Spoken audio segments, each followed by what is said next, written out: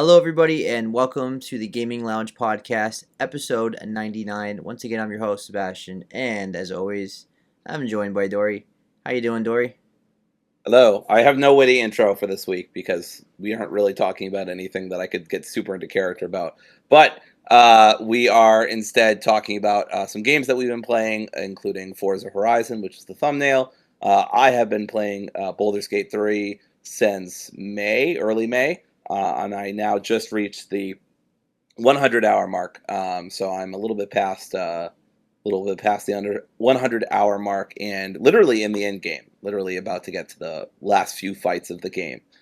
So wish I could talk about the end game. I mean, obviously I've experienced it before, but oh well. So we're going to talk about that and whether it still holds up, and then of course we're also going to talk about the 6-1 Indie Showcase, which happened. So there are some games in there that Seb and I were both interested. We're going to lead off with that. We got a couple other things besides. Yeah, I'm also going to be talking about Yoshi and the Mysterious Book, which is the new Switch 2 exclusive that came out. But yeah, let's start with the first topic, which is 6-1 Indie Showcase, which came out this week, I believe. And I watched it today, and it was a pretty good show. Like, it had a lot of games to show. I had a good host. I had the devs, like, pretty quick interviews. It was just nice to see faces to games, right? It was a well done show. So let's get into what we like, and how we always do it is, there's some games that appeal to me, and some games that appeal to Dory, and then there's some games that appeal to both of us. We're not talking about every single game at the showcase because that would take forever. We just pick and choose what we like. Also, just because we say it interests us doesn't mean we're gonna get it. It just has, usually it's because of the art style, or it's just something looks cool. It doesn't guarantee, oh, we're definitely going to talk about it and we're definitely going to get it. In most cases, I'll say like half the time we probably get it, I would say. I at least wish list it and see it and then go from there. So anyway, so let's start with the 6-1 Indie Showcase. So as we did before, blue is me, Dory, and Yep. orange is both of us, and purple is you. So let's start with Sacrifier. There's not much to say because we've talked about this practically every indie showcase. But is there anything that stood out to you for this one again? Yeah, I mean, just the presentation. That's all I can really say. It just looks really good. It's got that kind of super hot philosophy where like the characters and enemies don't move until you move. And so that's kind of neat. I don't think you see a lot of JRPGs like that. The pixel artwork is just incredible. It just looks so good, so polished. The effects look really good. It's very clear what's going on the screen. I mean, I'm not saying the graphics are winning any awards or anything like that, but that's fine. They don't have to. I think the gameplay looks really, really fun. If folks aren't familiar, Sacrifier is an upcoming RPG, has a unique, as they say, unique combat system, elaborate pixel art, and music by genre legend Motai Sakuraba. And it talks about a young priest struggling to keep his faith as the world he loves is threatened by a war between gods and demons. So yeah, it looks really good. And I'm very impressed with the work that the devs have been doing. Yes, I'm very impressed with the art style. It looks great. I'm very excited for it. This is one of my most anticipated indie games of this year. It still promises to come out this year, so we'll see. But I'm very excited for it. All right, so Dory, talk about the next game on your list, please. Sure. The next one, so similar to what Seb said earlier about us picking games, just because we say we're interested doesn't mean necessarily or get it. I think this would definitely count as one of them. Akiam is a turn-based, Bollywood-inspired fantasy RPG. I think this is a really cool idea. I love the kind of chibi-ish doll art style that they've got going on. There's kind of a rhythm-based element to it. So that's cool, and helps differentiate it from other JRPGs. But yeah, I just think it looks cute. I love a good turn-based RPG. There's a demo out right now, so you could go play it if you want to go check it out. It says that the village of Akiam is plunged into chaos as demons erupt from darkness, while citizens begin to mysteriously vanish. It's up to Vishva, Romley, and Guruji. The text is really small to rally the disgruntled citizens with dazzling dance spectacles to fight against the demons in this over-the-top Bollywood-inspired fantasy RPG. I just think the art style looked really cool. The general idea of it was really neat, and like hadn't I've never seen it before. So yeah, on that basis alone, I wanted to highlight it. Yeah, I almost put that game on my list, and it looked really cute. The reason I didn't because I don't think I'm going to get it, but I thought it looked cool though. So I get why you picked it for sure. Yeah. Um, so my next game is Twins of Olas or Olas. Uh, it's a vibrant action adventure game that follows a young Uthran who is inexplicably tied to the spirit of an ancient warrior.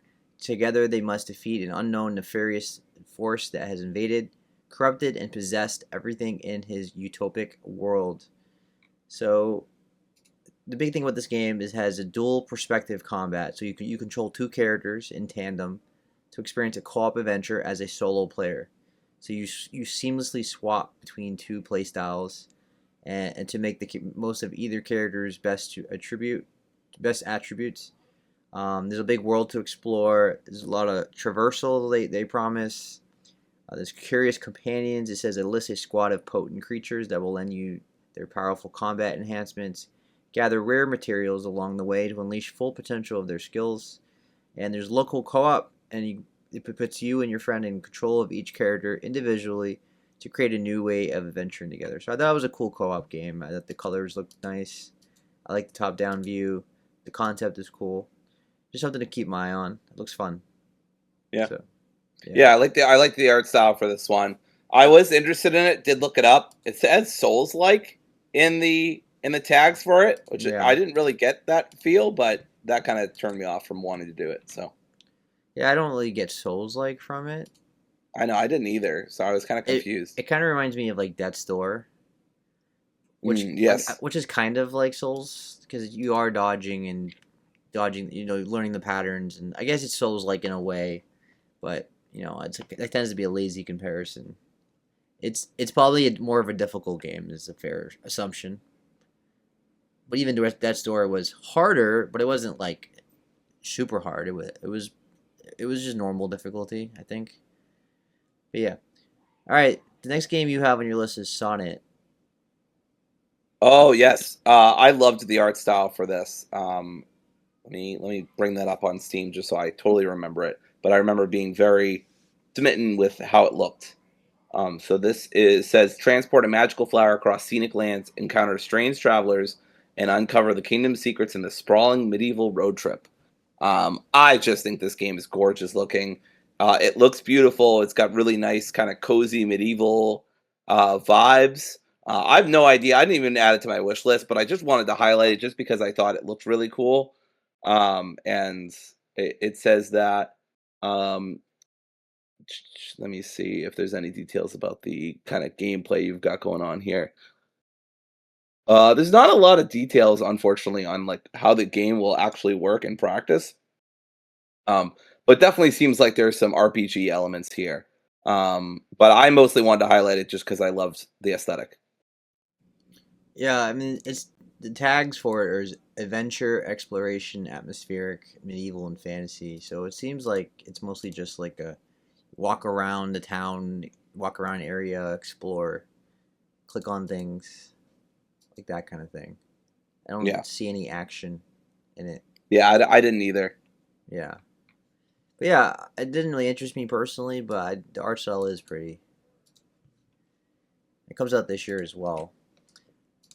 Another game on your list, Dory, is Roller Girl. Yeah, I thought this was classic me door game. So you can choose your own music. You go around in roller skates.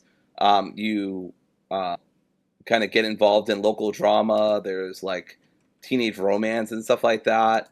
Um, Yeah. yeah, there's also I think is it 2000s nostalgia? I think they said that at one point too. Yes, enjoy a curated 2000s inspired soundtrack. So this just felt very me, very you know uh, my alley, a We, Dory game, if you will. we did say Um, they should do 2000s nostalgia last week, so good yes, timing. so good timing for that.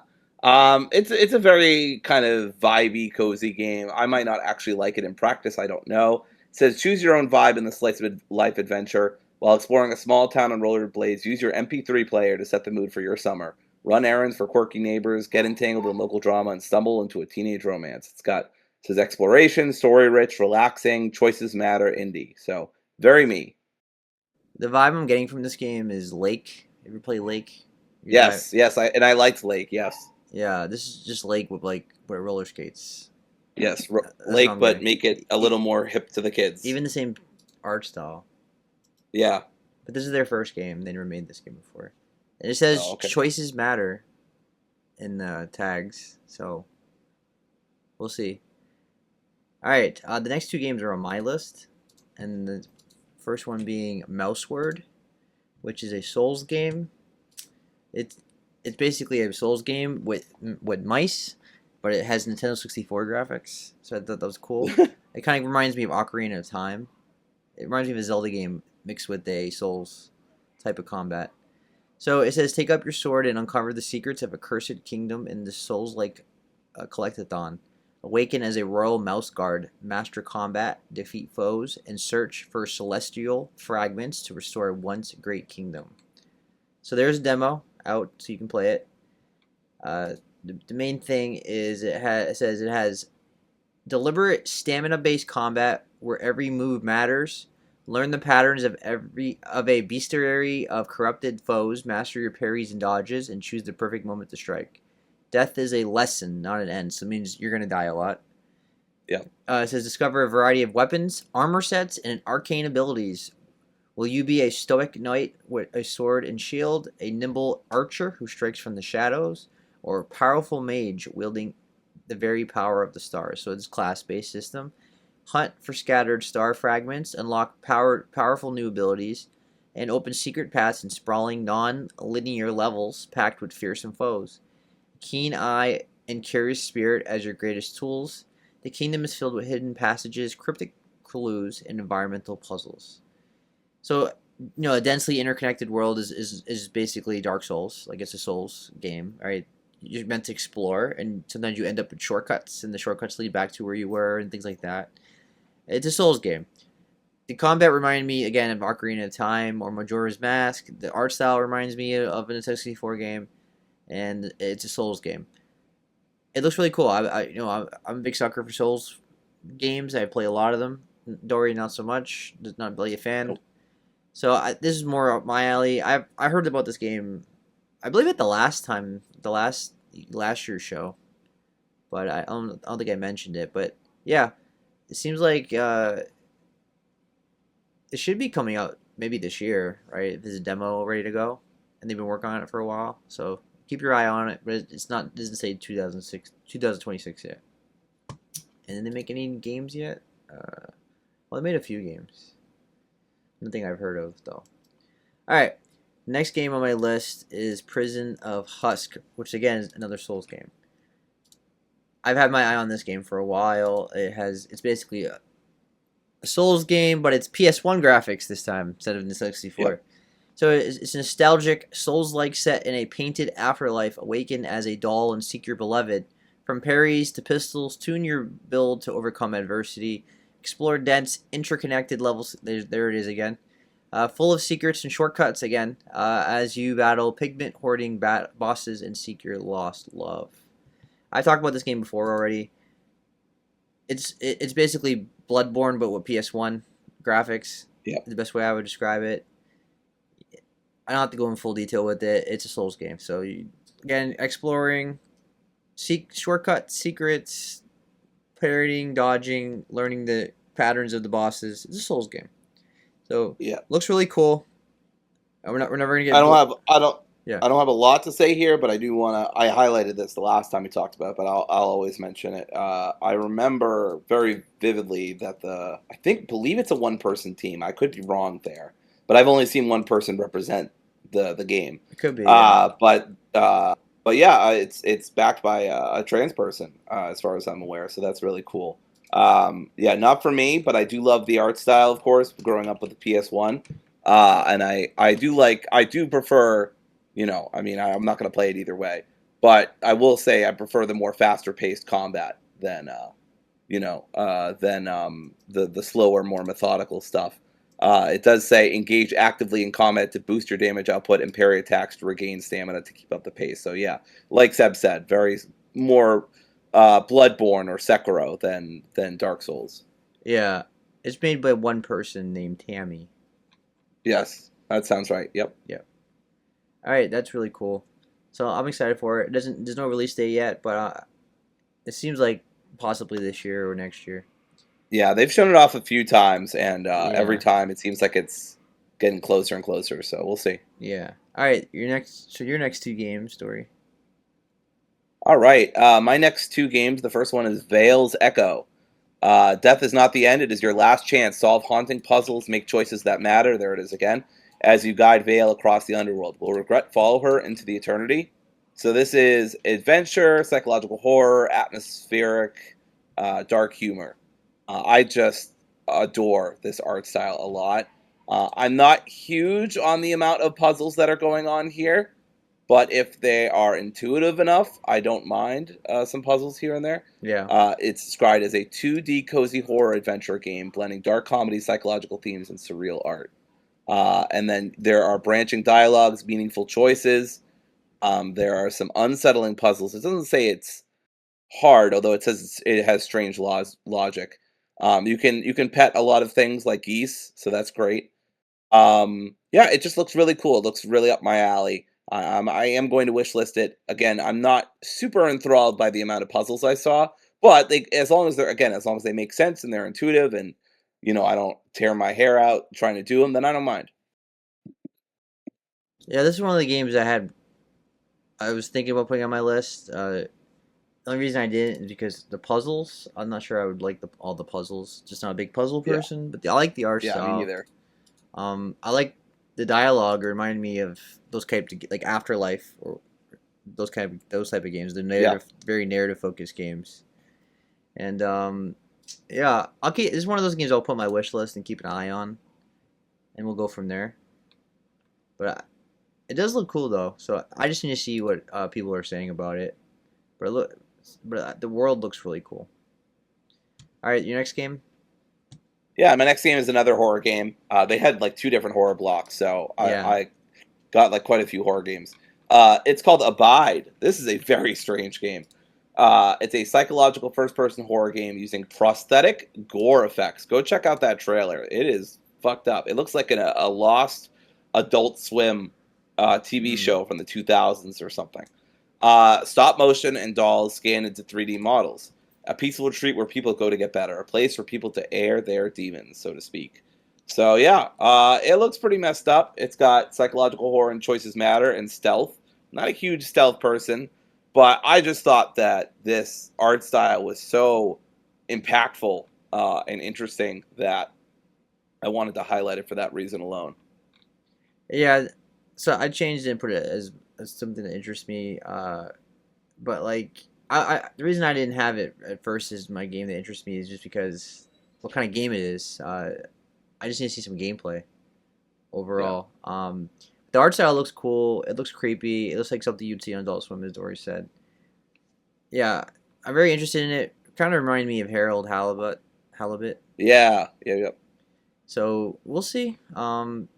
It seems like would be more up my alley really compared to Dory if it's a horror game, but we'll see. I do love horror games. Just sometimes I can be picky about it. But this kind of game, I don't know.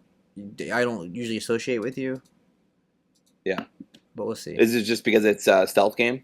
Yeah, because you usually play Yeah. like the third person action horror games. Yeah. But even then, I'm not a big stealth person either. I don't want a game where I have to like constantly stealth and I get one hit killed or Yeah, something. if it's like all the time and it's like one time and you're dead, like nah. Yeah. All right. Oh, I'll put it on my wish list and keep an eye on it. All right. Freemakers is already out. It came out 3 years ago. It's like it's a indie Smash Brothers clone basically. Pretty fun game. The big thing was they showed Spelunky. And I thought that was cool. That's all I really have to say about it. It's a cool game. Okay. It's a cool game if you like fighting games. It's like 2D pixel version of Smash Brothers with characters that you know if you play indie games. There's a lot of them, and Spelunky's adding Spelunky is really cool. All right, then the next game you have is Deep Pixel Melancholy.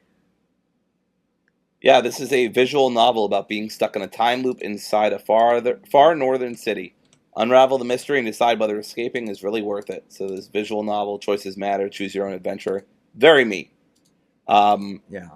I loved the pixel art. I love that you get to make choices and affect the narrative and stuff like that. Time loops are kind of overdone at this point, but I still think the concept is interesting. It says it's the 2000s in the far north. Igor works at a research institute, stuck pushing paper in the world's most soul-crushing job. But those utility bills won't pay themselves. His routine is shattered when he discovers he's in a time loop trying to make sense of it. He's forced to face the real question: why bother escaping at all? Tomorrow doesn't bode well, and maybe a single carefree day is all he needs to be happy. Yeah. So there's you listen to his thoughts, interact with others, choose a path that leads to one of several endings. So there's multiple endings. So yeah, another 2000s nostalgia game. Yeah, I like the art style. It reminded me of Replaced, and Yes, yep. this is one of those games where like I'll let you let me know how it is, and then I'll probably play it later. Yep. Yeah, because it does interest me. But I'm not really a visual novel person. I don't play a lot of visual novels. I like narrative games, and I like point and click games and things like that. But I usually don't like just sitting there and read dialogue and people talk to you and it's like a book. I usually don't like those kind of games. So that's why I didn't put it on my list. But I'll keep an eye on it. I'll put it on my wish list and go from there. It comes out this year, Q3 of this year. All right, to the next game, which is on my list, is Necrowave, which appealed to me because of the art style. It reminded me of Samurai Jack or like a Cartoon Network show. It says, experience the emotional life of a zombie with his butt stuck in a microwave. It's a 2D platformer with critical thinking based combat where each different enemy feels like a puzzle to solve instead of relying on a brute hack and slash tactics. So it's described as a Metroidvania and a Souls-like. So this game is very anti-Dory. Yep. But I almost put it on my list Yeah. just because it was such a cool concept. Yeah. And also I really love that the guy involved, well, I guess this would sound bad, but I love that the guy involved is colorblind and that he is designing a game according to his colorblindness. I just think that's super neat and Yeah. interesting, and I have not seen a lot of games like that. So I really, really wanted to put it on my list because I love the art style. I really think the creator is doing an awesome thing that should be done more in games, is making it more accessible to the colorblind. But at the same time, oh my God, Souls-like, Metroidvania, 2D platformer. This is very anti-me. So in concept, it's very me, but in practice, it's not so much. But still, I think it's great. Yeah, I was gonna mention about the colors that like the guy mentioned. He can only blue. He loves blue, and this one he can see the most. And that it reminded me of Samurai Jack. That's really their. Even I think I went on YouTube and looked at the comments, and he mentioned how he was influenced by older Cartoon Network shows. Yeah, that makes sense. So I think it looks cool. Metroidvanias though, I'm 50-50 on that, and Souls like. It might be something I'm more interested in watching than playing, just for the art style. But we'll see. It depends on what mood I'm in for that genre. All right. So the next game, Dory, is it Agni Village of Calamity? I believe it's Agni. That's what I'm gonna say. Yeah. We've actually seen this before. Yeah. And talked about it very briefly, but at the time it kind of looked a little bit janky. I feel like it looks better here. I feel like they worked on it and they gave us a better reel. Yes. Not saying it's perfect, but it looks a little less uncanny valley, a little more mechanically sound. Right. Agni is a determined investigator from a covert Indonesian police unit who defied order to give me $1 every time I've heard that. Unit who defied orders and ventures into a remote village despite ominous warnings. What begins as an unauthorized investigation quickly plunges Agni into a horrifying reality. So this is uh, third person. There's some exploration. There are puzzles. Obviously, it's led by well, maybe not obviously, but there's a female protagonist. So lots of horror elements to it. Cinematic survival horror is what they call it. Yeah, it stands out because it was the only game in this showcase that was 3D like this and cinematic. It reminds me of a supermassive game, like we just talked about Directive 8020 last week. Yep. This is what it reminds me of that. Now I'm not saying it's going to be that kind of game where it's narrative choice based and all that stuff, but just the way it's filmed is very cinematic. It seems like more of like a movie. Even the character models, they look obviously not as AAA as Supermassive's games, but it's still there. It's very cinematic. It looks cool. I love horror. It's basically like Asian Supermassive game. It kind of looks like I was kind of getting the Court of Owl vibes from the bottom picture. Like the mystery of who's behind things. The villain looks like a very, looks very Supermassive Games villain. Chasing you, and you have to make choices to close the door the correct way. I don't know. I gotta see some gameplay, honestly, but it looks really cool. There's no release date. There's no demo yet, so I just need to keep an eye on it for sure. All right. So your next game is The Florist. Is that mine? Or is that mine? That's yours, I think. Yeah, The Florist. So yeah, I mentioned this game before. It's an old school survival horror game. It looks beautiful. It says a classic survival horror experience set in a town overgrown with deadly yet beautiful flowers. Solve ingenious puzzles, defying horrifying enemies, and uncover the mystery behind a plan to create new life in the most inhuman way imaginable. So we got to see more gameplay of it. Obviously, this is more a me game because I love old school survival horror. This has fixed camera angles. It's very much so like a Resident Evil or a Silent Hill game, like an old school one. They showed gameplay. They showed some puzzles. They showed the artwork is just gorgeous. And you play as Jessica Park, and she's delivering an order of beautiful flower arrangement to the lakeside town of Joycliff. Her brief visit descends into chaos as a lethal affliction spreads across the town. This causes unrestrained floral growth, killing and transforming victims into monsters beyond recognition. She is one survivor with the knowledge and courage to save others and expose the mystery behind such inhuman events. To do this, she must stay alive and fight through what remains of Joycliff, a living garden of hell. So it says fixed camera angles, puzzles, powerful and explosive weapons, in a world that grows and changes throughout the game. So it's old school survival horror. Me game, very excited. Day one probably. No release date yet, no demo, but very interested in it. Hopefully comes out this year or next year. So yeah, any interest? I would assume not. But, No. Yeah. All right, that's it. So your next, or both of us actually. Can you talk about the next game, Dory? Yeah, Anomalith is a survival third-person shooter set in Japan, steeped in the atmosphere of liminal spaces and Showa-era retro aesthetics. To search for a missing friend, a girl steps into a world writhing with anomalies.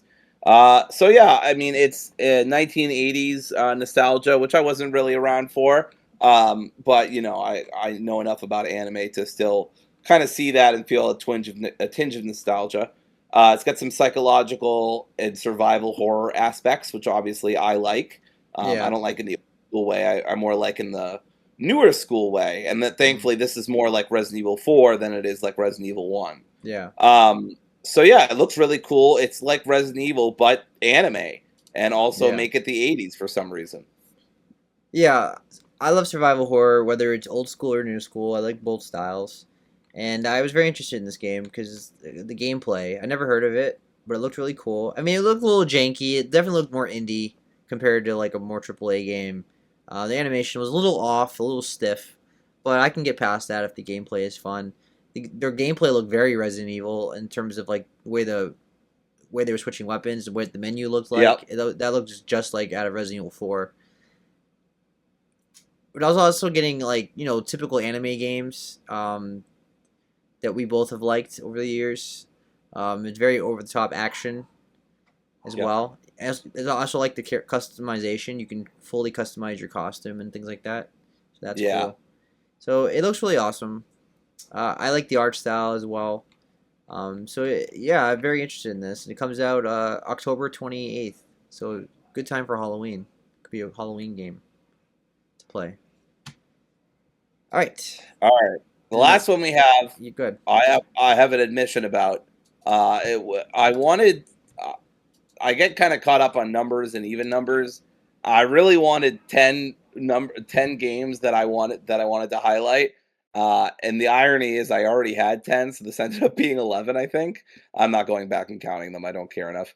But so that was kind of funny. But I do genuinely think this game is interesting, or I wouldn't have listed it. Look, I don't know that I'll even get this game, but I just want to highlight because I think it's such a cool idea. So you remember those? Obviously, Seb does, but if you remember those 2000s era startup screens from Xbox and PlayStation, especially the PS2 and the Xbox, original Xbox, man, those were some good ass start menus. I know it's Yeah. such a new thing to love in video games, but I remember, especially with the Xbox, Yeah. loving the way that those are They set don't up even and the PS2. they don't even do it anymore. No, they don't, and I, it's a shame because yeah. it's just stuck with things I now, had and bad there's no I had bad memories of this because my disc didn't work and the PS2 menu, which the red screen would show up, be like yeah. disc red error. My Kingdom Oh Hearts boy. 2 disc was just didn't work for some reason, and I kept getting that error. And I remember spending like an hour just doing everything I can, wiping it,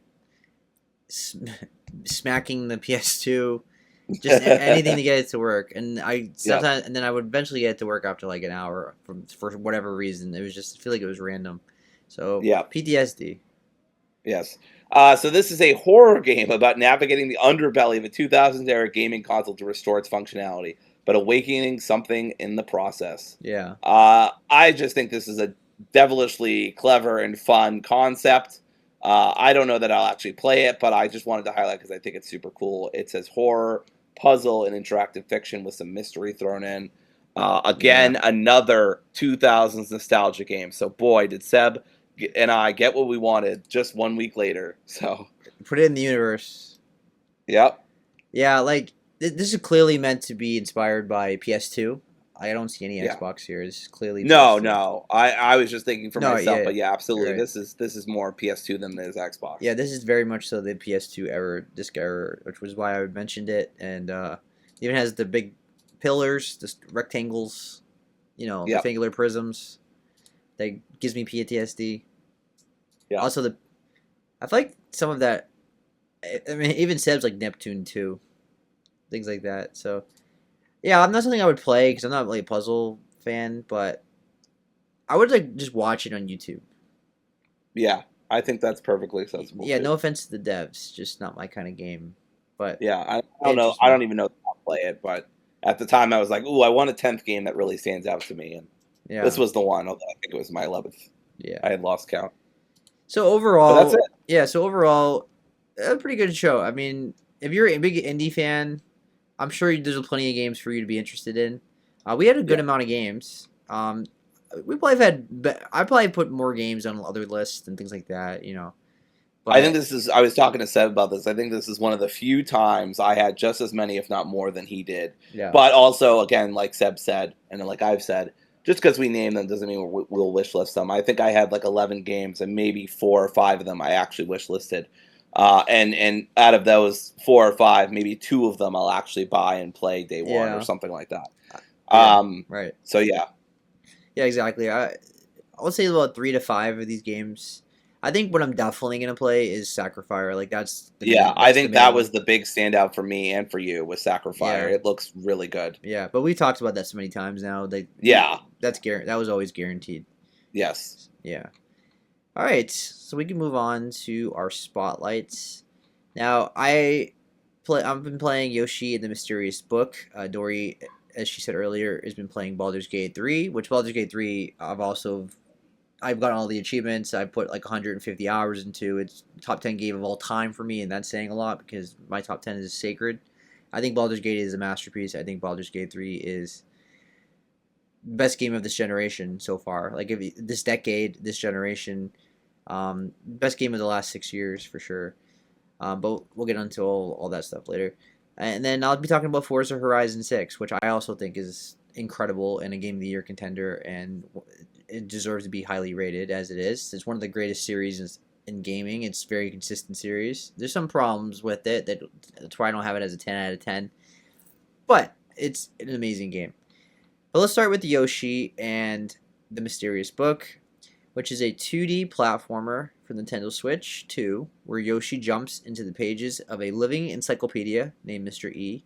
Instead of focusing mostly on traditional platforming, the game is built around exploration, discovery, and interacting with strange creatures inside the book's worlds. Each character introduces new creatures with unique abilities. Each chapter introduces new creatures with unique abilities, and Yoshi uses them to solve puzzles, uncover secrets, and progress through levels. The game has a colorful storybook art style with a stop-motion look and a much more relaxed, experimental vibe compared to harder Mario platformers. So, the thing about this game is it stands out compared to the general Mario platformers or platformers in general. It does its own thing. It's really cool, actually.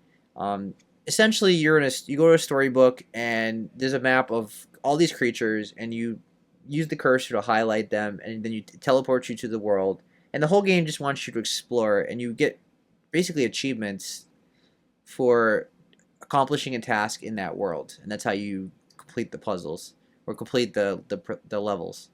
So right off the bat, as a pro, the art style is really nice. It has this storybook look. It's stop motion visuals, kind of like we talked about Mixtape last week. It's like that, but with Yoshi. Like I said, this animation style is all the rage, and it looks really pretty. And it looks really nice in this game. Yoshis are really fun. They're really colorful. The world looks nice. I think the exploration is rewarding. Discovering the creatures and learning what they do is cool. It's one of the main appeals of the game. They all these, it's like some creatures will like summon bubbles for you to platform on, and there's so many different types of creatures that are cool to explore. I obviously haven't beaten the game yet, but I've done enough to experience different things, and the levels are cool. I think they have creative levels in this game. They encourage you to experiment instead of just running to the finish line. It's not just like you go left to right. No, it's not a Mario game. It's more of like, okay, there's platforming and you have to go left and right and up and down and things like that. But the whole point is to explore and complete an objective without realizing you're completing an objective. So the thing about this game is it doesn't really tell you what to do. You kind of just have to figure it out, but it's so casual that you shouldn't have any problems figuring it out if you played video games in your lifetime. It's very relaxing. The thing about this game, it's a kid's game. I mean, at the end of the day, it's a kid's game, and it's very approachable and it's cozy for all ages. So, if you have like a 5-year-old, they'll have a good time with this game. They'll enjoy it. A kid can pick it up and play it. It's like this could be a kid's first video game and be totally fun. They might have some problem with the platforming at times because this game does have some janky platforming here and there, but it is a relaxing game. And if you're like me, who's like a video game veteran at this point, obviously I play hundreds of games a year. This game is extremely easy, but that's kind of the appeal of it too. It's just a casual experience. So there's a lot of hidden secrets and collectibles, as I said. This game has a ton of replayability. I believe this game is anywhere from 8 to 12 hours to mainline it, and then it's like 15 to 20 hours to explore everything, something like that. I know it's like at least 20 hours if you want to do everything in this game. I'd never do that. These games, Nintendo games, I'll probably play it for like I'll beat it and then I'll move on. But it is there if you want to get your money's worth, and then it feels fresh for the Yoshi series. There's more puzzles and discovery there than on the other games. So yeah, it's the big thing about this game, and I think the biggest pro for it is just that it does like its own thing. It does something. It tries to mix up the formula instead of just giving us a Mario clone, but with Yoshi instead. Like the exploration and interacting with the different creatures and having like this objective focused get an achievement for doing this thing is a cool idea. and the storybook idea is cool, and it's very colorful. So it's a fun little platformer for kids and for anyone. So, any questions about the pros? No, no questions. It sounds exactly like what I thought it would be. Yeah. All right. So the cons. I mean, it's very easy. It's not a major con for me. So when I put it in the cons, I'm not saying I'm not deducting a ton of points because it's easy. It's meant to be a uh, casual game. So just be mindful of that. You're looking for a more tough platformer. Go play Hollow Knight or go play Nine Souls. This is not your game. I think some of the ideas don't go far enough. There's certain mechanics that are introduced briefly and then disappear too quickly. Like it's a cool like I have like one level I'm really into it. Oh, that was a cool idea, and then you never do it again. So that's kind of disappointing. The gameplay can be very repetitive. I think the discovery loop just gets old after a while. Like this is a game where like I play it for like maybe like half an hour or 45 minutes, and then I kind of got my money's worth for that day, or like it's just what I'm in the mood for right now, and then I want to play something else. It just gets repetitive. It doesn't draw me in like other games have. The story, as you would expect, is very light. It's a Mario type of game. The storyline is just really not there. There's no deep narrative or anything like that. You're just exploring a storybook. That's the whole game. Um, I think the control. That's probably my biggest problem. Controls can be a little finicky at times. When it's like when you have to like really have some precise platforming moments, it gets a little not frustrating, but it gets a little annoying sometimes. It's just not doing what I want it to do, or it doesn't land the way I want it. But not really an issue. Again, very casual game. So I don't have like the cons are not like horrendous or anything like that. It's just it's it's more so this game is just not great in terms of like it's just not catching your enjoyment. It's just very average. It's a basic game. That's the best way I can describe it. Don't expect anything deep or anything super fun. It's a fun little platformer for kids and for families, and if you love the Yoshi art style, Yoshi, and you love the art style, and you love Mario, and just wanted to experience a little casual, relaxing game on your Switch too. This is the game for you. So I would say it's a 7 out of 10. It's a good game. It's not a great game. It's not a bad game. It's just 7 out of 10. Um, I've seen some mixed opinions on it. It has a good reviews though, but yeah, I think IGN gave it a 6 out of 10. Yeah, I think so. I think that's right. That Yeah, sounds right. I think that's a little low for this game. I don't think it's average. I think it's better than that. I think it's good, but yeah, 7 out of 10 sounds fair to me. Any questions about the cons? Nah, it's not a game really for me. I remember trying the Kirby game that came out a few years ago. Kim and I tried it, and it didn't really last with me. Yeah, I think we tried the last Yoshi game, and a similar thing happened the where the we dropped it pretty the quickly. cra- So the yarn one. yeah, the yarn one. So these type of games I think just aren't for me. Yeah, Ironically, because they are the kind of platforming game I could probably deal with, but yeah, because they are so casual and unchallenging and kind of just on a story level, very surface level, which is okay if the gameplay is amazing. But the gameplay for these games aren't usually amazing. Plus the Switch tax, so it just ends up being a combo where if Kim and I aren't splitting it, I'm not getting it. yeah. So this game is $60 digitally and $70 physically. So that's Mm, very expensive for this game, and I think that's gonna hurt this game because that's expensive for this kind of game. This game should be cheaper than that. yep. If this was like a Steam game, I would say this is worthy of being like $20-$30. Yeah, 30 sounds right. Yeah, 30. I would say 30 is a fair price for it. All Yep. right. So let's move on to Baldur's Gate 3. So Dory, you've been playing that. Now you seems like you're giving a full review of it. And I guess this is our first time talking about this on this podcast. I mean, I've talked about this game many times on a podcast, but not this one because we started this Yeah. podcast after Baldur's Gate. Actually, no. We talked about this game on this podcast. I think actually, am I misremembering? I don't know. Yeah. Worth checking into. Will you talk? You start talking about while I look. Sure. Yeah, I mean it's a full review, but I'm not going to be like super lengthy about it. You know, you and I very much agree where Baldur's Gate stands and how it is. I did this because I've been having a hankering to go back to Baldur's Gate for a while now. I think arguably the past year, maybe a little more than the past year, I've just been seeing people playing it. I've been hearing people talk about it. I knew that the last patch had already come out recently, and the last hotfix had come out. So I was like, "There's really no better time than to check it out than right now because it's really in its final state." Larian dropped patch 8, and then they dropped hotfix number 34 in March. And yeah, after I was watching a YouTuber that I like, and I was watching him play it, and it was just really giving me a hankering to go back to it. So but the problem is that Baldur's Gate's such a big game. It's so long. It's so involved. I knew once I started playing it, I get really addicted. So I put it off for quite a while. But I decided that that was going to be my game for May, like my main game for May, and it has been. I'm almost done with it. I'm literally in the end game. I just got to the final boss, not the final boss, but like the final boss area. I still have to do a couple things and then get to it. But yeah, let me talk about the pros.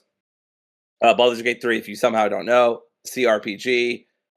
You play a character whose mind has been inhabited by a little worm, a little tadpole. And if you don't get it out of your head, you're going to turn into this monster called the Mind Flayer and lose your free will. So pretty big stakes right off the bat. It is based on the D&D 5e, specifically the 2014 edition, although there are some differences between this game and 2014. I would say it very loosely, not very loosely, it somewhat loosely adapts the 2014 uh 5e system. Speaking as a dungeon master myself who's been playing for 6 years. Um, so yeah, let's start with the obvious. The combat, incredible, still very fun. Seeing those percentage marks go up or down in terms of being able to hit is very satisfying. It feels super tactical. It feels engaging. I always feel involved in combat. It is just so fun. I always want to go back for more. I always want another combat encounter. Uh, there's just so much variety in the characters and the equipment and the stats. It always feels fresh. Even 100 hours in, I still really love the combat. So Yeah. that says something. This is the most replayable game ever. Really. Yeah, absolutely. This is up there with Kingdom Hearts for me at this point in terms of how many hours I've dedicated to it. Because Kingdom Hearts is like, I want to say it's in the hundreds for sure. 2 and 3 are both in the hundreds. I think they're in the 200s or 300s in terms of hours, and a lot of that's either speed running or refighting the super bosses or doing challenge runs on the super bosses on critical. So a lot of that's like not playing the main story. But still, 200, 300 hours easily. I went on my PlayStation at one point. I was like, my jaw nearly dropped. I was like, Yeah. holy shit. This is my most Uh, played Steam game ever. yeah, and it's almost certainly mine as well. The characters are a cut above fan favorites. Karlach, Astarion, Shadowheart. They all deserve their spots in the pantheon of gaming. Just incredible characters, very well written, and great backstories. You really feel for these characters. Karlach is this tragic hero. Will is this very imperfect hero. Shadowheart, it has a deeply upsetting past. I actually romanced Shadowheart this time. I romanced Will in the first one, which apparently wasn't a super popular choice, but I was personally bedazzled by Will and found him very enthralling and very handsome.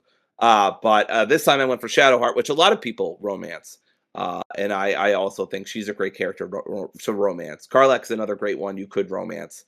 But anyway, I mean, this game is great. I had a foursome with two other drows at one point at the brothel, which is just something you can do because Shadowheart's not that clingy once you get together for the first time.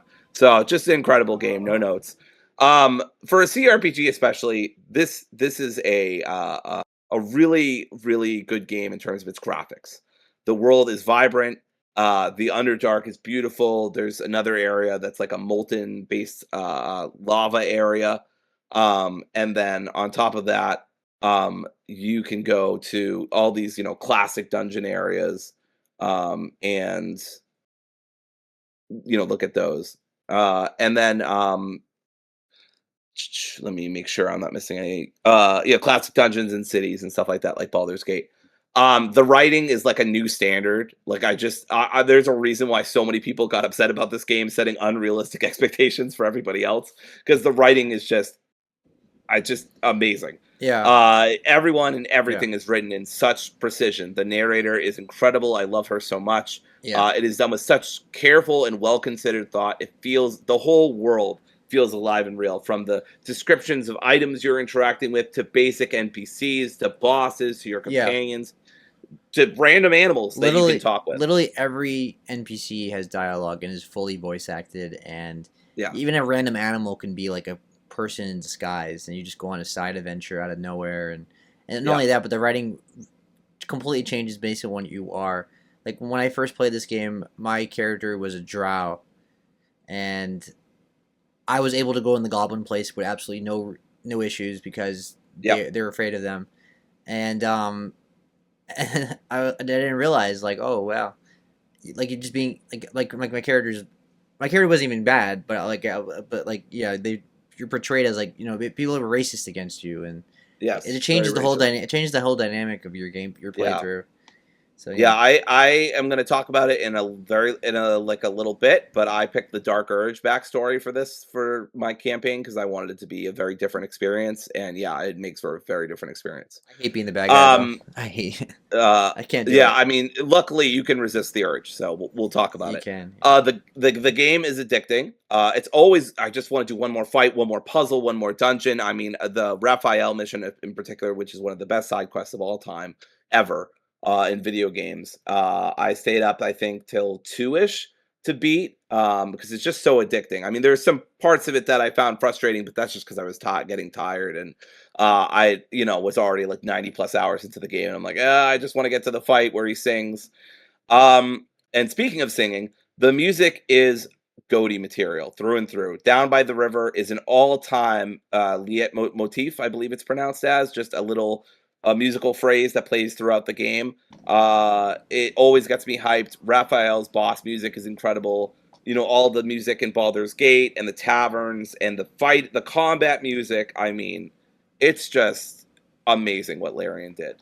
Um, Yeah, agreed. the I already talked about this before. Combat super varied, so many build possibilities, dozens of different subclasses. They've added a lot of subclasses since I played the first time. Yeah. Did that make me change a lot of my classes? No, it didn't, because I was pretty happy with the default for the most part, and I was also happy to still play What a do you rogue you play? whose subclass was an assassin. So you still play rogue?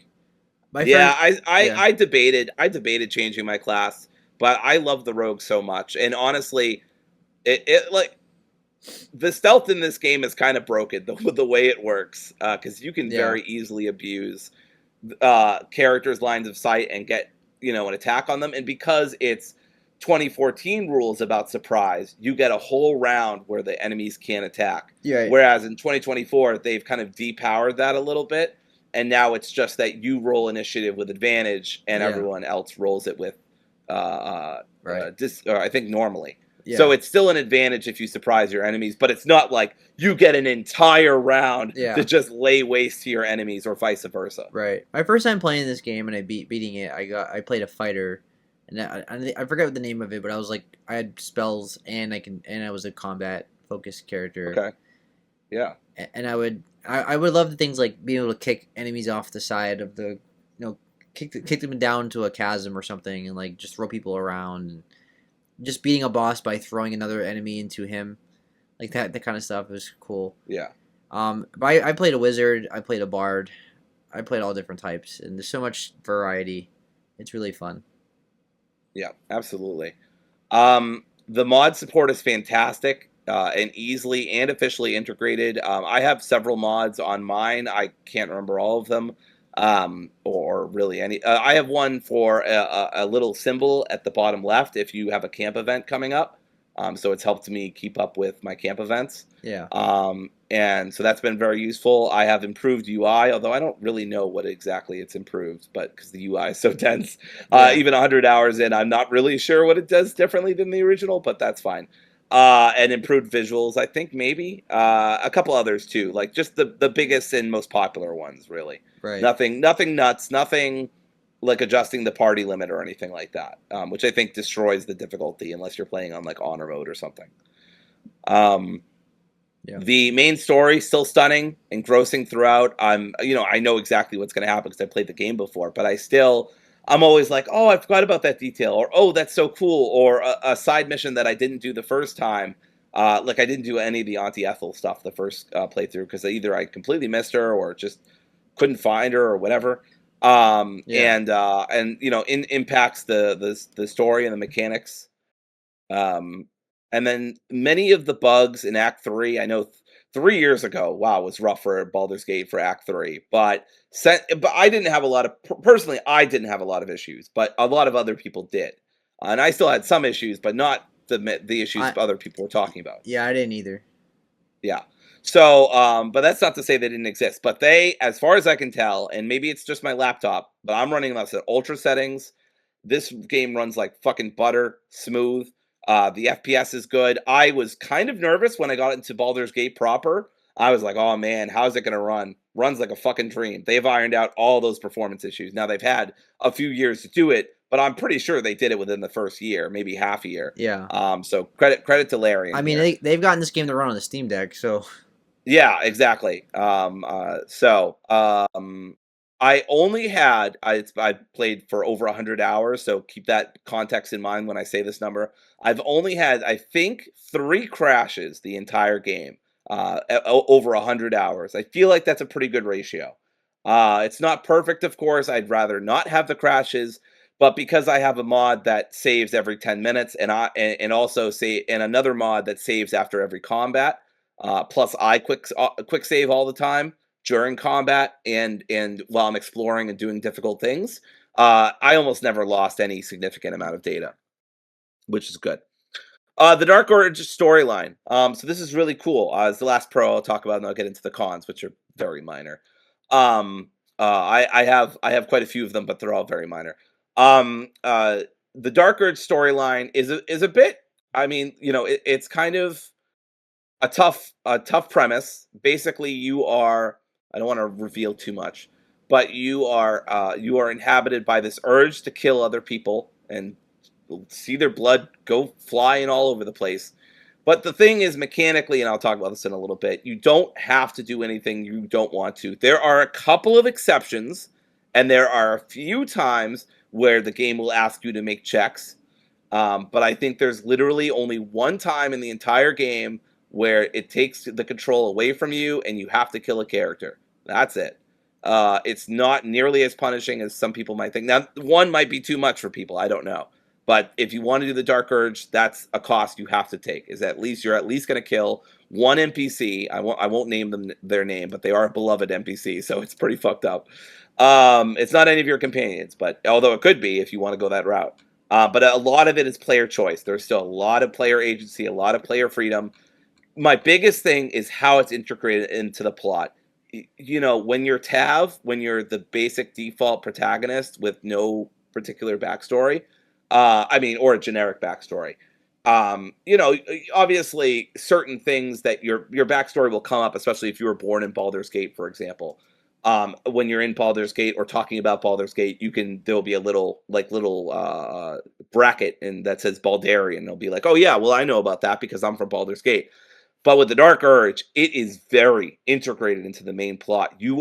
I'm not going to reveal exactly in what way, but you are an essential character to the whole plot. And if you know, you know, and if you don't know, don't look it up because I kind of spoiled it for myself. I knew about it a long time ago just because people were talking about how cool it was. So yeah, yep. it's a very cool concept. Obviously, you don't have to ignore your urges. You can have a really, really fucked up campaign. That's not for me. I don't play to do that.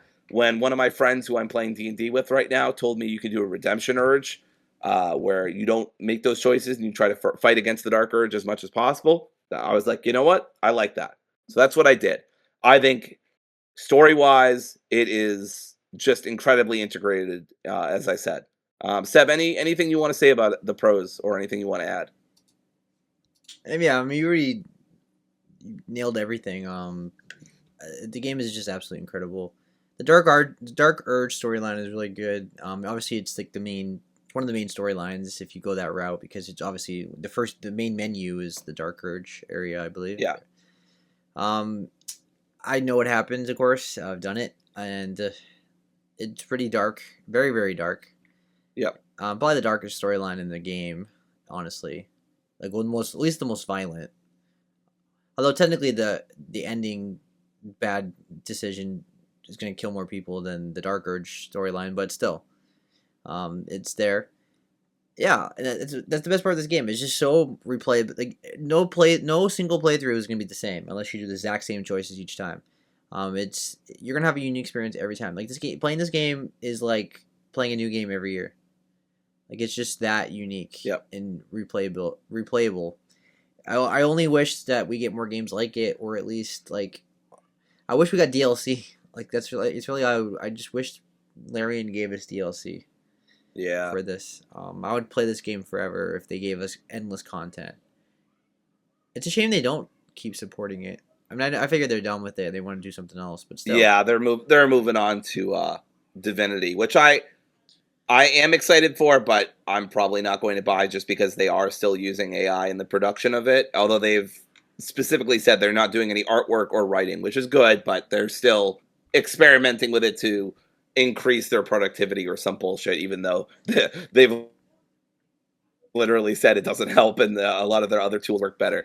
Yeah. But so yeah, on principle, I'm not supporting it, which is such a bummer because I love Larian and I think they do incredible work. Yeah. So I hope they reverse their decision based on feedback. But I think this is as far as it'll go. But I don't have to worry about that with BG3 because BG3 was developed way before all this AI bullshit. So I don't have to worry about that. Yeah. But yeah, I mean, I'll still probably end up playing Divinity just because Seb will buy it, or someone else will buy it, I'll or buy it. I'll fold and I'll buy it because I love Larian so much, and they've most largely walked back their implementation of AI, just not enough for me, but it's at least better than what it was. Yeah. And I'll definitely get it. Uh, So you can just play it then. Yeah. All right, get into the cons, please. All right, the cons. I'll try to be, quick about this. Because most of these are pretty small. I had some issues with enemy AI failing to react or take actions. They'll just kind of stand there and they won't do anything. This happened 3 or 4 times throughout the campaign, even in a couple of boss fights, which was disappointing. Sometimes you can just reload and it'll fix the issue. Um, but sometimes, honestly, it's good because it makes the fight a little bit easier and you can cheese it. But yeah, it's not great. But luckily, BG3 has a workaround where if NPCs don't take an action for a certain amount of time, I think it's like 10, 15 seconds, it'll just skip their turn and it'll go to the next person, excuse me. So that's fine. There was a graphical. This is super nitpicky. Karlak was having a really important character moment, and I had just finished fighting one of the main antagonists, and they had this like spirit ability that they summoned a bunch of glowing enemies, and their sprites didn't completely disappear. So like while Karlak was having this big emotional thing about who we had just killed, there was like all these graphical glitches in the background. I'm like, oh, that's a bummer. Um, Most of the characters are amazing, but the lack of having a party bigger than 4 feels like a misstep. I know and I'm aware, obviously, that you can mod the party limit, but again, I don't really want to. I've been pretty much trouncing all of the main bosses. I like the Forge boss I beat on the first try. Uh, the main bosses so far I've beaten on the first try. Obviously, like I'm min-maxing to an extent. I'm trying to get the best equipment for my class and for my party members. I'm optimizing my builds. I'm looking at guides. So I'm not mad about it, but that does bring me into another con where it's like game's kind of easy on balance. If going back, I think I would have picked tactical or tactician or whatever. Not honor mode. No way. Honor mode is basically you die, you lose all your save progress. No, thank you. But I think I should have tried tactician for my second playthrough. But Yeah, oh well. I've beaten every mode, so yeah, Yeah. it can be frustrating. Yeah. And then but yeah, I mean there's so many companions. I don't understand limiting at 4. I know 4 is like the classic party, but I think 6 would have been a good compromise. Cuz I think there's as many as like 16 companions or something in the game. So I always think in a good rule of thumb in RPGs is you should be able to have half or three-fourths of the amount of companions you should be able to have, or you can have. Now in this game, I don't think that's realistic, but six I think is more than fair. Anyway, um, mechanically, the Dark Urge is a mixed bag. I'm mostly happy with how they did it, and I understand why they don't take wrest control away from the player character more often, but it does ultimately just kind of make it very easy to not be evil by just being like, nah, I'm not gonna do it. Like there's no wisdom saves, there's no constitution save, like there's nothing. It's just you just basically say, nope, I'm ignoring that, and I'm just gonna play it as if I'm a good person. It could just be a little, I don't know, a little eye rolly or a little annoying. It's not a big deal, but I'm just like, feel like there could have been more opportunities for wisdom saves and difficult times where the control is either slightly taken away or completely taken away. Like I said, there's only one moment in the entire campaign so far. I haven't beaten the entire game, but I don't think this is going to happen at the end of the game. That would be nuts. But where control is taken away from you and your PC, tab kills a NPC and you can't control it. It has to happen. And so I know that Larian is doing this because they don't want players to feel like they don't have control over their own story, and I respect their respect for player agency. But the drawback of that is that I can just not be evil and just not listen to the voices in my head and just kind of ignore them like they're a really annoying pest or something. That's most of the time. There are a couple of couple of moments in Act Two where you have to make some wisdom saves or else really bad shit happens. So there are exceptions, but I would say overall, for the most part, you don't really have to try to not be evil if you don't want to be evil, which is good and bad. So that's why I said I'm kind of mixed on it.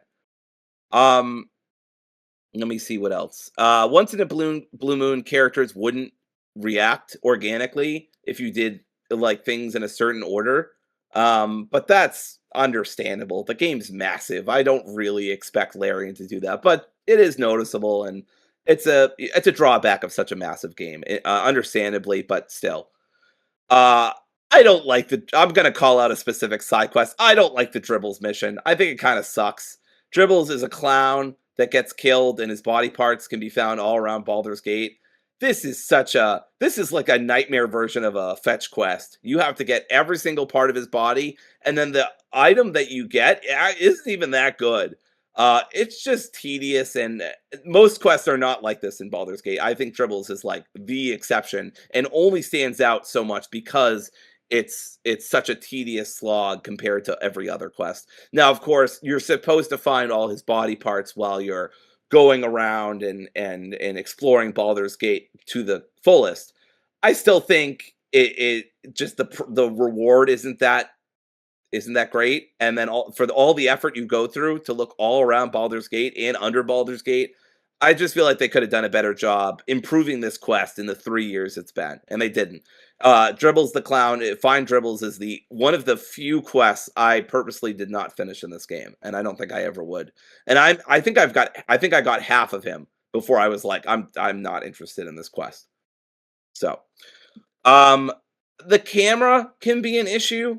It's kind of frustrating because it's really dependent on where you are as a character, and so if you're clicking ahead, like and the camera will move with you, but you can also move past where the characters are, but only to a certain level.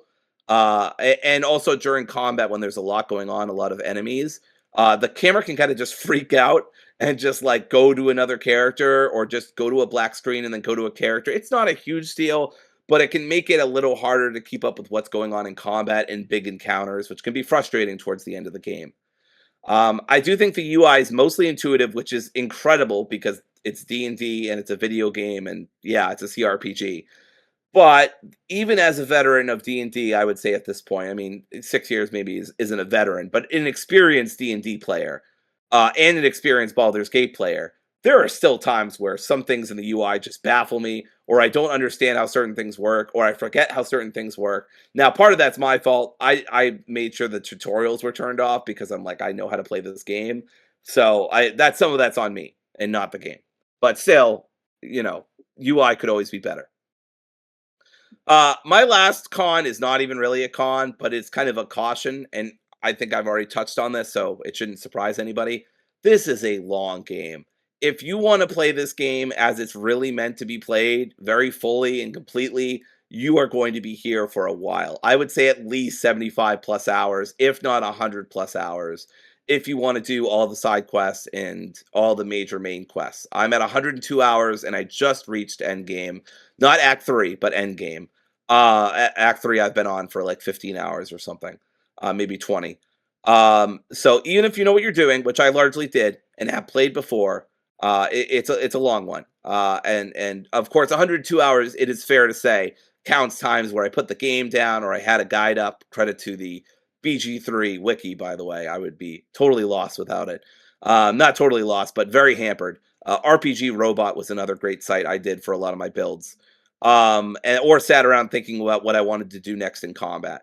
So, I mean, I love this game. It is a masterpiece, but it is a huge commitment. There is a reason I put off going back to this game so many times because I was like, no, it's such an involved game. I don't want to do it unless I'm absolutely sure I want to because it'll just absorb my time, which is really what it did.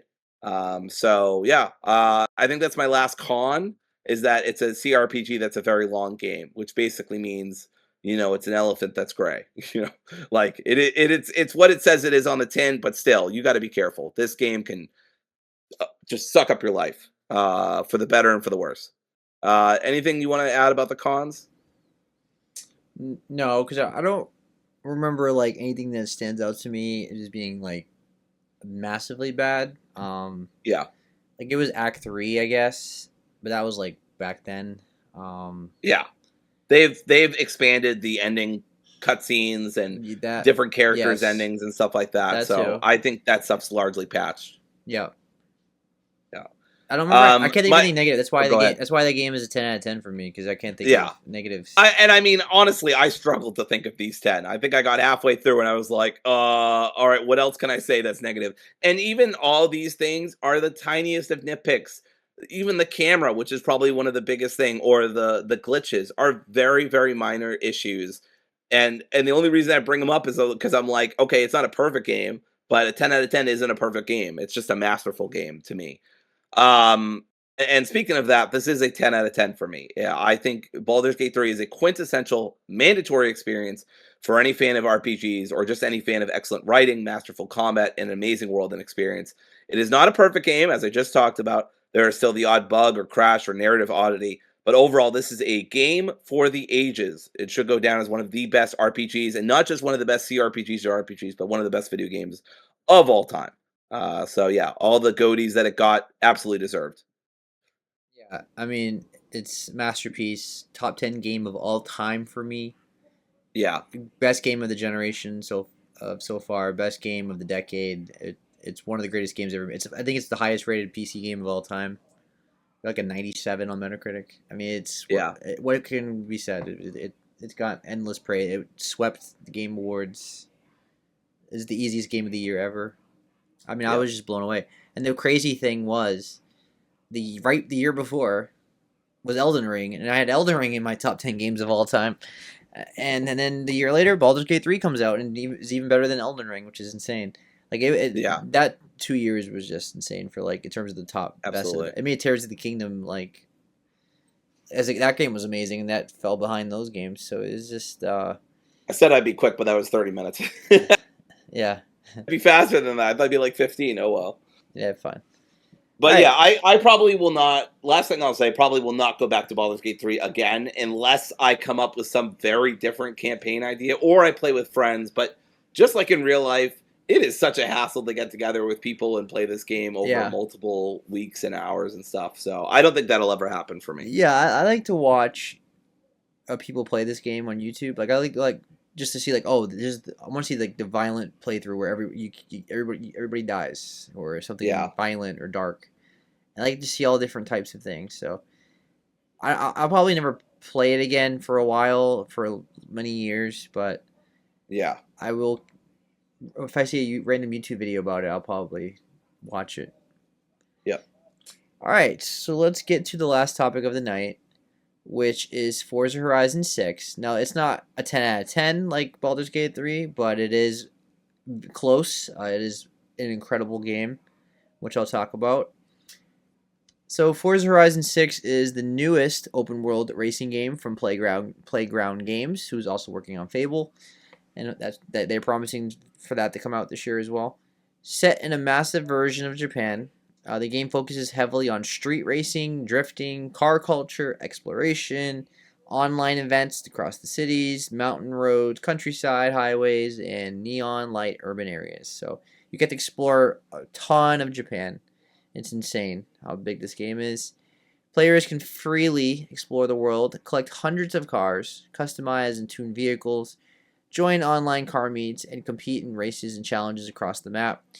Game keeps the arcade style driving the series known for while adding a bigger focus on Japanese car culture and social multiplayer features. So, as I've said many times, racing genre is not my genre, but there are exceptions, and Forza is one of those exceptions. I think the fifth Horizon 5 was incredible, and this game is incredible as well. I think this is the most consistent and best racing franchise in the world right now. Um, and they just do an amazing job every single time. So right off the bat, what interests me most about this game was just the location. Picking Japan was amazing idea. I love Japan. It's one of my favorite countries. It's beautiful. It has a lot of influence on my life, and it's just gorgeous in this game. This game is just beautiful. This is a must-play game if you're a sucker for visuals. Oh my god, this game has everything you want. It has the mountain range, it has lush forest, and it has the cities. They're colorful. It just has everything, and it's so realistic. I was looking at Japanese people's reactions to this game, and they're praising the heck how visually pleasing it is and how accurate it is. Um, Despite the roads being a little wider than normal, but that's fine because it's a racing game. But it's very authentic. The only game I can think of that's more like just as authentic as this game is Ghost of Yotai or Ghost of Tsushima. There's a lot of love for Japan in this game. All right, so yeah, there's a giant map to explore. There's so much to do. This game has tons and tons and tons of content to do. You just drive around endlessly. People that love this game are gonna be put. We're gonna put like 300 hours plus into this game, I'm sure. There's a huge variety of cars, especially Japanese vehicles and tuning options. This game has the best graphics and the best weather effects in the series so far. The driving still feels very smooth, fast, and very satisfying. The gameplay is just clean. It's just a clean game overall, just completely polished. I've had no bugs, no crashes, no any graphical issues.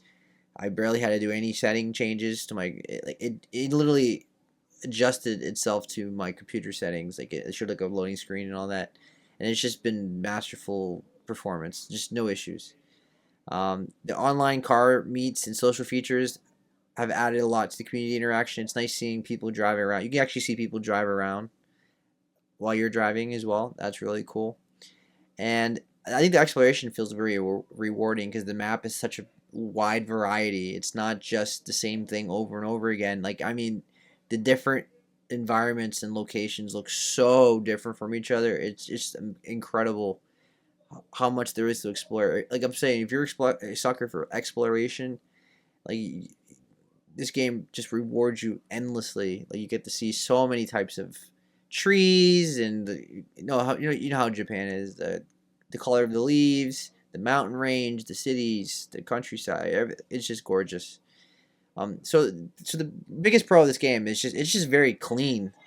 It's like a Nintendo game, or it's just high quality masterpiece like quality. Like it's just clean. All right. Any questions about the pros? No, no questions. Honestly, this makes me, in a weird way, kind of hyped for Fable because I mean, if they're still killing it with Forza, then hopefully they'll kill it with. I know those are two very different games, but it does make me more hopeful. Yeah, that's one of the reasons I'm very optimistic about Fable because Playground Games is really consistent. Now I don't think they've ever done like a non Forza game. I'm not sure. But yeah, you can expect that game to be clean and it's gonna look good. All right, so what are the cons? Now the cons are not like major cons, but they're just some things to keep in mind. If you're expecting something different from Forza series, this is not your game. This is the same formula as before. You get there's a giant map. There's a bunch of races to do, bunch of activities to do, things to just run over and collect, and that's the whole game. Now that could be boring to some people. If you're not into like driving around, this is not the game for you. Obviously, don't expect anything past that. It's not like you're. It's not like you walk around as a character and do a bunch of stuff. Like it's all just driving around. I think the story and the characters are pretty forgettable. Like I think I had this problem with the last game too. Like, like one of the appeals of like some of the Need for Speed games would be like I'm really invested in the storyline, or I think it's a cool storyline and I want to see where it goes next. This game's storyline is just kind of blah.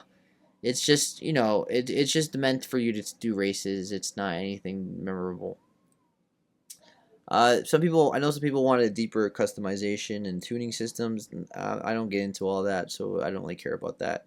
The live service seasonal content is going to feel repetitive over time. It might be repetitive over time. And then certain events and activities start blending together after many hours. Basically, it's a repetitive game. Like there's a lot of driving around. You do races. You do the same thing over and over again. I mean, at the end of the day, it's a driving game. It's a racing game. But it does it such a good way, and I think there's enough variety that I think this is only a minor con.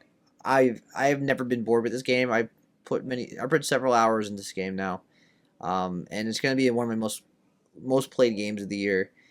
Uh, these cons are not major ones, so for me it's like let's say a 9.5 out of 10. Um, this game is a game of the year contender. It won't be nominated because Jeff Keighley never seems to pick the Forza games or sports games or racing games in the top six. But I think this game is very deserving. This is gonna be the best Xbox game of the year if unless Fable becomes a masterpiece or something like that. I'm very hopeful and optimistic about that. And this game is just quality. Like that's the best word for this game. It's just clean quality, insanely good. You just have to like this kind of game. Any questions about cons overall? You're on mute. God damn it! I always do that thing where I mute Discord, but I don't mute this, so Yeah. it's still green. That fools my brain. Anyway, yeah, no, I don't have any questions. I'm glad you enjoyed it. I'm glad Playground Games cooked because that means that hopefully they're doing really good things with Fable as well. So that's really my biggest takeaway. The fact that this is good gives me more hope for Fable. Yeah. Definitely a must play. I think this game is doing numbers on Steam right now. This is a must play game. Go support it. It's worth the $70. This is one of the few games I fully recommend for full price. This is a $70 game. You'll get hundreds of hours of content. At this point, you know what Forza is. If you're a hardcore gamer and you follow, news and watch podcasts, you know what you're getting into. You know what kind of game this is. This is 100% worth full price. Go buy it. Go support the devs. I know it's Microsoft, but you know what I'm saying. Go Yeah. support Playground Games. They're incredible. All right, that's that, and that concludes our show. Thanks for watching, everybody. Next week, or whatever, I think it's gonna be next week. So, I'm gonna be talking about Lego Batman, which I'm very excited to talk about, and Yep. we'll see what James Bond. We'll see how it plays out. Everything it Yeah, comes it's out. coming out Wednesday, so it's a bit of an iffy case if we'll Yeah, have enough time. I have Thursday off because of a taco tour that's going on where I live, yeah, and for some reason my job feels like they really must get it involved with that. So I have the day off, so I will have plenty of time to play this game.